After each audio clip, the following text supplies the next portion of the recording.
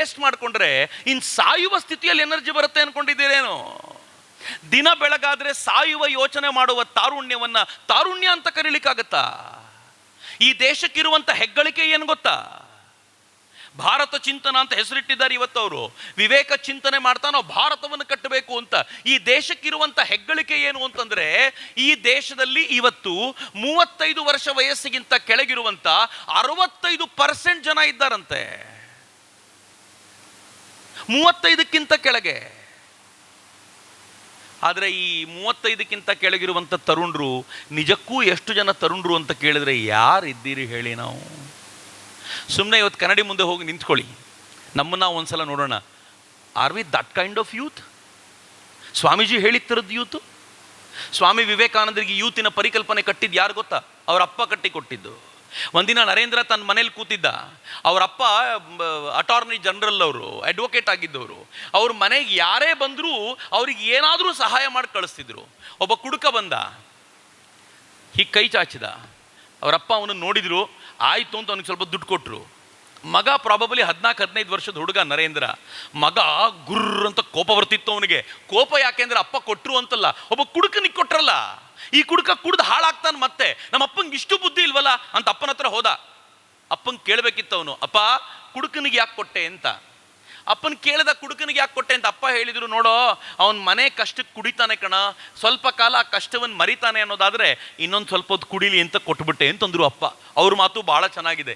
ಈಗ next problem ಏನಾಯಿತು ಅಂದರೆ, ನರೇಂದ್ರ ಪ್ರಶ್ನೆ ಮಾಡಿದ, ನಮ್ಮಪ್ಪನಿಗೆ ಈ ಪ್ರಶ್ನೆ ನಾನು ಕೇಳಿದ್ದಿದ್ರೆ ನನಗೆ ಮೈ ತುಂಬ ಬಾಸುಂಡೆ ಬರುವಂತೆ ಬಡಿದಿರ್ತಿದ್ರು. ಆದರೆ ನರೇಂದ್ರ ಪ್ರಶ್ನೆ ಏನು ಕೇಳಿದ ಗೊತ್ತಾ? ಆಯಿತು, ಎಲ್ರಿಗೂ ಹಿಂಗೆ ಕೊಟ್ಟು ಖಾಲಿ ಮಾಡಿದರೆ ನನಗೇನು ಕೊಡ್ತೀಯಾ, ನನಗೇನು ಉಳಿಸ್ತೀಯ ನೀನು ಅಂತ ಕೇಳ್ಬಿಟ್ಟ ಅಪ್ಪಂಗೆ.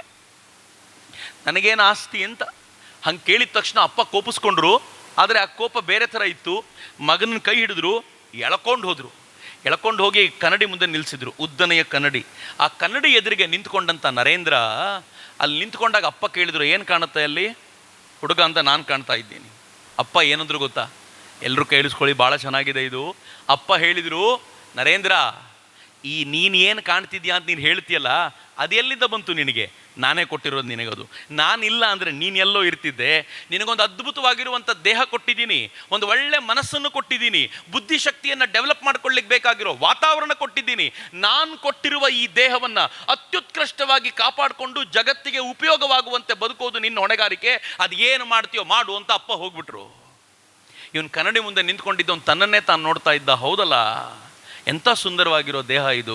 ಈ ದೇಹವನ್ನು ಬಳಸ್ಕೊಂಡು ರಾಷ್ಟ್ರಕ್ಕೆ ಉಪಯೋಗಿಯಾಗಬೇಕು ಅಥವಾ ಕೆಲಸಕ್ಕೆ ಬಾರದವನಾಗಿ ಬದುಕಬೇಕು ಅಂತ ನರೇಂದ್ರ ಅವತ್ತು ಯೋಚನೆ ಮಾಡಿದ್ದರ ಪರಿಣಾಮವಾಗಿ ನಮ್ಮೆದುರಿಗೆ ಇವತ್ತು ಸ್ವಾಮಿ ವಿವೇಕಾನಂದರು ನಿಂತಿದ್ದಾರೆ.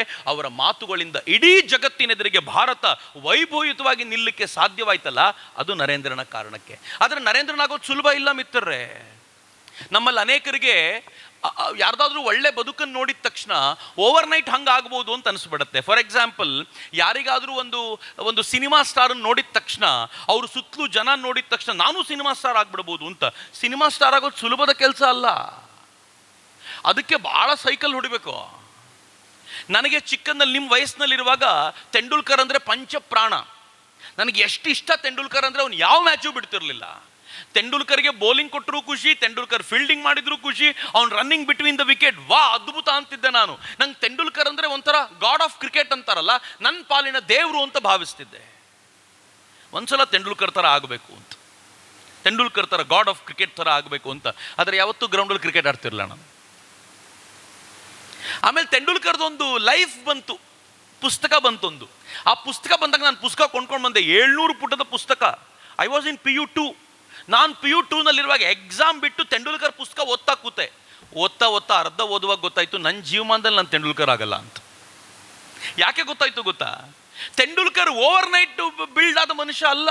ನಂಗೆ ಆವಾಗ ಗೊತ್ತಾಯ್ತು ಪುಸ್ತಕ ಓದಿದ ಮೇಲೆ. ಅವನು 4ನೇ ಕ್ಲಾಸು 5ನೇ ಕ್ಲಾಸು 6ನೇ ಕ್ಲಾಸಲ್ಲಿರುವಾಗ ಹುಚ್ಚತ್ತಿಸ್ಕೊಂಡಿದ್ದು ಕ್ರಿಕೆಟಿಂದು. 7ನೇ ಕ್ಲಾಸ್ನಲ್ಲಿರುವಾಗ ಅವ್ರ ಅಣ್ಣ ತನಗೆ ಅಪ್ಪ ಕೊಡ್ತಿದ್ದ ದುಡ್ಡನ್ನು ಉಳಿಸಿ ಒಂದು ಬ್ಯಾಟ್ ಕೊಡಿಸಿದ.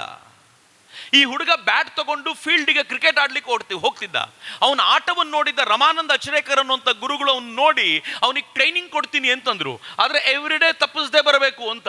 ಈ ಹುಡುಗ ಬರ್ತಿದ್ದ, ಏನು ಮಾಡ್ತಿದ್ದ ಗೊತ್ತಾ, ಬೆಳಗ್ಗೆ ಮನೆಗೆ ಸ್ಟಡಿ ಮಾಡ್ಲಿಕ್ಕೆ ಹೋಗ್ತೀನಿ ಅಂತ ಹೋದ ಹುಡುಗ ಫೀಲ್ಡಿಗೆ ಬಂದು ಆಟ ಆಡ್ತಾ ಇರ್ತಿದ್ದ. ಇನ್ನು ತಿಂಡಿಗೆ ಹೋದ್ರೆ ಮನೆಯಿಂದ ವಾಪಸ್ ಕಳ್ಸಲ್ಲ ಅಂತ ತಿಂಡಿ ಮಾಡ್ತಿರ್ಲಿಲ್ಲ. ರಮಾನಂದ ಅಚರೇಕರ್ ತಿಂಡಿ ತಿನ್ಕೊಂಡು ಬಾ ಅಂತ ಕಳಿಸಿದ್ರೆ ಅಲ್ಲೆಲ್ಲೋ ಹೋಗ್ತಿದ್ದ. ಒಂದು 15-20 ನಿಮಿಷ ಕಾಲ ಕಳೆದು ವಾಪಸ್ ತಿಂಡಿ ಆಯ್ತು ಸರ್ ನಂದು ಒಂದು ಬರ್ತಿದ್ದ. ಅನೇಕ ಬಾರಿ ಮಧ್ಯಾಹ್ನ ಊಟಕ್ಕೆ ಹೋಗ್ತಿರ್ಲಿಲ್ಲ. ಹೆಂಗೆ ಬೆಳೆದ ಅವನು ಅಂತಂದ್ರೆ 10th ಸ್ಟ್ಯಾಂಡರ್ಡ್ಗೆ ಹೋಗೋ ವೇಳೆಗೆ ಅವನು ಯಾರು ಬೌಲಿಂಗ್ ಅನ್ನು ಬೇಕಾದರೂ ಎದುರಿಸ್ತಾನೆ ಅನ್ನೋ ವಿಶ್ವಾಸ ಬಂದ್ಬಿಟ್ಟಿತ್ತು ಅವನಿಗೆ. ಅವನಿಗಿಂತ ಅವನ ಗುರುಗಳಿಗೆ ಹೆಚ್ಚಾಗಿ ಬಂದಿತ್ತು. ಅಪ್ಪ ಹೇಳಿದ್ರು, ಎಕ್ಸಾಮಿನೇಷನ್ ಬಂದಿದೆ, ಬಾಯಿ ಮುಚ್ಕೊಂಡು ಓದು ಅಂತ. ಗುರುಗಳು ಆಗ ಅವನನ್ನು ಮನೆಗೆ ಕರ್ಕೊಂಡೋಗಿ ಹೇಳ್ತಾರಂತೆ, ನಿಮ್ಮ ಮಗನನ್ನು ಸ್ಕೂಲಿಗೆ ಕಳಿಸ್ಬೇಡಿ, ಅವನು ಸ್ಕೂಲ್ನಲ್ಲಿ ಏನು ಮಾಡಬಲ್ಲನೋ ಅದಕ್ಕಿಂತ ಹೆಚ್ಚಿನದನ್ನು ಗ್ರೌಂಡಲ್ಲಿ ಮಾಡ್ತಾನೆ, ದಯವಿಟ್ಟು ನನಗೋಸ್ಕರ ಬಿಟ್ಕೊಡಿ ಅಂತ. ಅಂಡರ್ 19 ಆಡ್ಲಿಕ್ಕೆ ಕಳಿಸಿದ್ರು. ಮಿತ್ರೇ, ಎಟ್ ದ ಏಜ್ ಆಫ್ 16 ಅವನು ಇಂಟರ್ನ್ಯಾಷನಲ್ ಕ್ರಿಕೆಟ್ಗೆ ಆಡ್ಲಿಕ್ಕೆ ಶುರು ಮಾಡಿಬಿಟ್ಟಿದ್ದ. ಎಟ್ ದ ಏಜ್ ಆಫ್ 16 ನನಗೆ ಆಗ ಅನ್ನಿಸ್ತು, ತೆಂಡೂಲ್ಕರ್ ಒಂದೇ ಪೀಸ್, ಎಲ್ಲರೂ ಆಗ್ಲಿಕ್ಕೆ ಸಾಧ್ಯ ಇಲ್ಲ ಹಂಗೆ ಅಂತ. ವಿವೇಕಾನಂದರು 1 ಪೀಸ್ ರೀ.